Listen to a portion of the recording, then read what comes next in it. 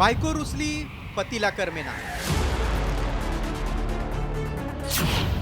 भर रस्त्यात पत्नीचं अपहरण.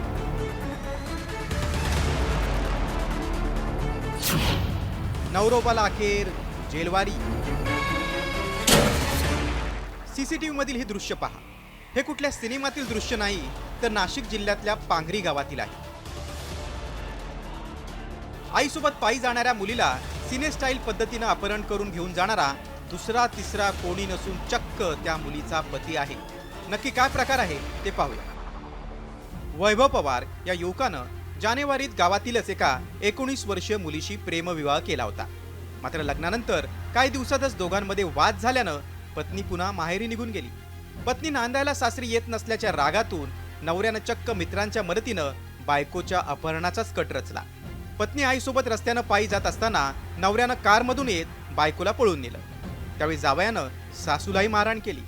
भर रस्त्यातील या घटनेनं सगळ्यांनाच धक्का बसला. कॉमस्कोर नुसार आता isakal.com आहे देशातील नंबर 1 ची मराठी न्यूज वेबसाईट. प्रत्येक अपडेटसाठी isakal.com ला नक्की भेट द्या. घटनेचं गांभीर्य लक्षात घेत पोलिसांनी वेगानं तपासाची चक्र फिरवली. अपहरण करणाऱ्या नवऱ्याच्या मोबाईल टॉवरचं लोकेशन शिर्डी बस स्थानकाच्या परिसरात ट्रेस झाल्यानंतर पोलिसांनी तातडीनं शिर्डी घाटात पत्नीची सुटका करत नवरोबाला अटक केली. पत्नीच्या तक्रारीनंतर वावी पोलीस ठाण्यात नवऱ्यासह त्याच्या साथीदारांवर अपहरणाचा गुन्हा दाखल करण्यात आला.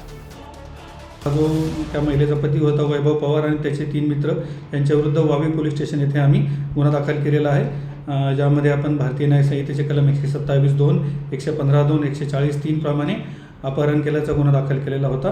आणि या गुन्हा दाखल केल्याच्या नंतर आपण सदर आरोपींना अटक पण केलेली आहे आणि आरोपींना माननीय न्यायालयाने 3 दिवसाची पोलीस कोठडी त्या ठिकाणी बजावलेली आहे. न्यायालयानं पतीला 3 दिवसांची पोलीस कोठडी सुनावली. दरम्यान गेल्या काही दिवसांमध्ये महिलांवरील अत्याचाराच्या घटनांमध्ये मोठ्या प्रमाणात वाढ झाली. त्यामुळे महिलांच्या सुरक्षेचा प्रश्न देखील ऐरणीवर आलाय. दुसरीकडे पती पत्नीतील वाद हे सामंजस्यानं सुटायला हवे.